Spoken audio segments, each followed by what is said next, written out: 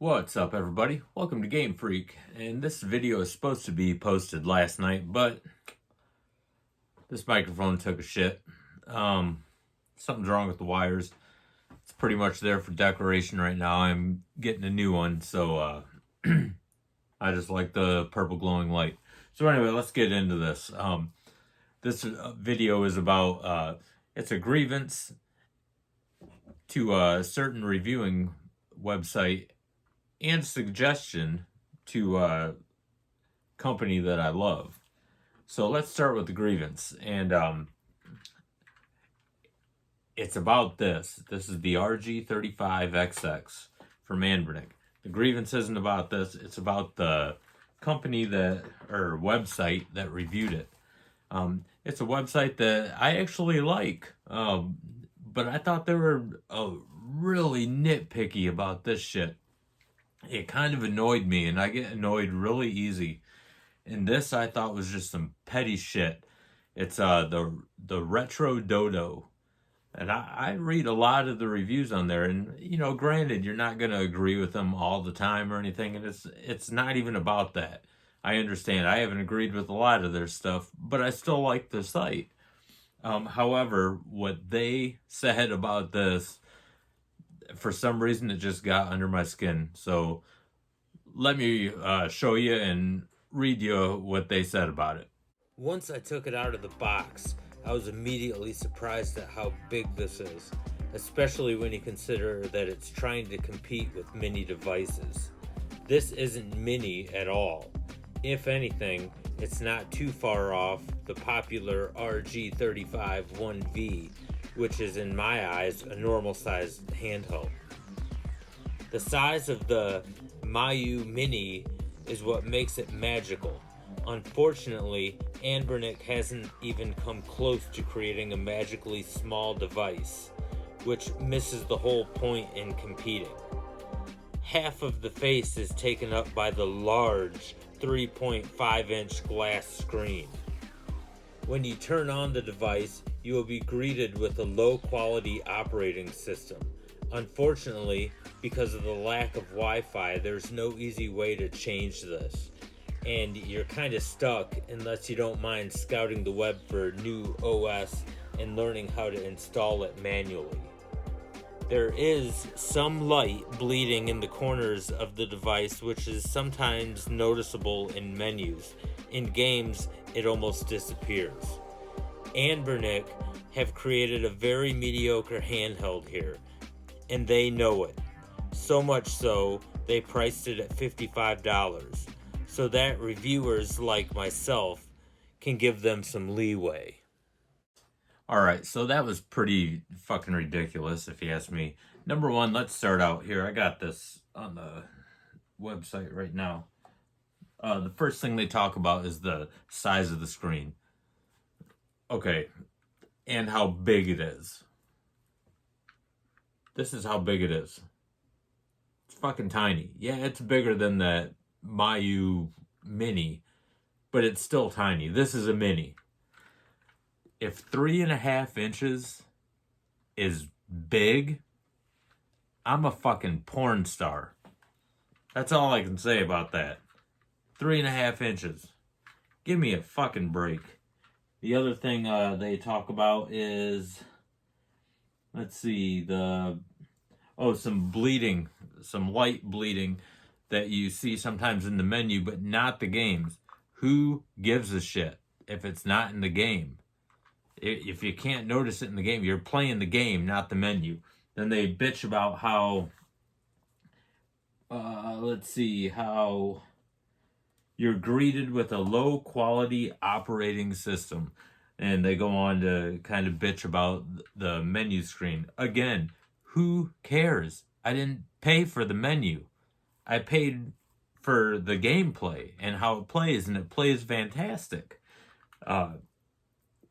I don't know what this guy was fucking smoking when he did this shit.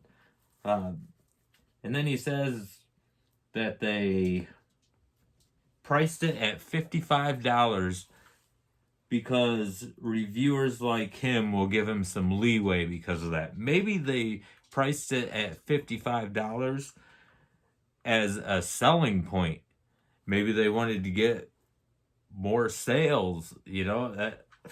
I don't know. This guy, he must just think real highly of himself, and I'm really that kind of put a bad taste in my mouth when it comes to the retro dodo. I don't know. These guys are just something else. That's way too nitpicky in my eyes. It's not a perfect device, okay? But it is really good, and it's worth the money. I mean, it's a fucking deal. You get over 5,000 games for under $70. I mean, you can't beat that. And if I had to say anything bad about it, these shoulder buttons, well, actually they're mid-back buttons. These are just dumb. They shouldn't even put them there. Most of the games on here, you don't even have to use them anyway. And the other negative I can say about this is it does play all the PS1 games super smooth, but I don't recommend playing like Resident Evil or Tomb Raider. They look great on here, but I think we're kind of spoiled using analog and stuff now, so no analog. The controlling on here absolutely sucks for those two games, but everything else, I have not had a problem at all. Oh, and Tate mode. Tate mode sucks. That's when you play it sideways, and then you do have to use these, but fuck that. I just put it in regular mode. Play them vertical arcades in regular mode. But anyway, that's enough with the grievance with the retro dodo. Hopefully they don't piss me off more and review something and just look petty like they did with this one. Obviously they are in love with that Mayu Mini, whatever, however the hell you want to say it. But enough with the grievance. Now the suggestion part, and this goes towards Blaze in the Evercade. Now I'm a huge fan of both the VS and the EXP. I've reviewed a lot of their games. I've reviewed their console, their handheld, everything on this channel, and I love it. Absolutely love it. However, my favorite games are the licensed arcade games that they have. Now, again, just a suggestion. Blaze, if you're listening, I doubt it. My channel ain't real big, but if somehow it gets out there, or maybe some other YouTubers that like feel the same way, and we can get this out there to Blaze as a suggestion, why not come up with your own arcade stick? Now, granted, I know you can sync up different controllers and arcade sticks to the VS, but sometimes it's just a headache. So why not just have a plug and play? Plug that arcade stick in, made by Evercade. And if you want to remap the buttons, then you have the option to do that, because that's one of the options coming up in, I believe, July for the Evercade, part of their firmware update. So I think that would be great, and I think it would sell, because a lot of people buy the Evercade because of the arcade classics, licensed arcade classics. You can't beat them. And the other thing is, and this wouldn't, affect me one bit.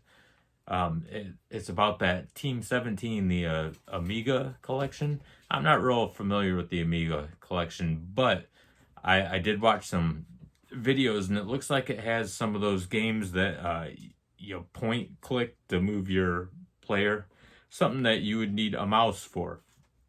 Why doesn't Evercade come up with their own mouse?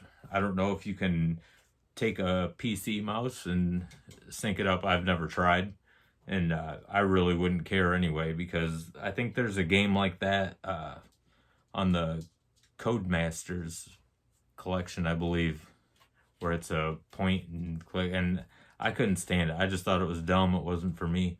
But yeah, that's my suggestions. And that was my grievance for the retro dodo. So thanks for listening, everyone, and don't forget to hit that subscribe button. Let's get this channel going. Get it out there. Help a brother out. All right. Till the next video. Game on.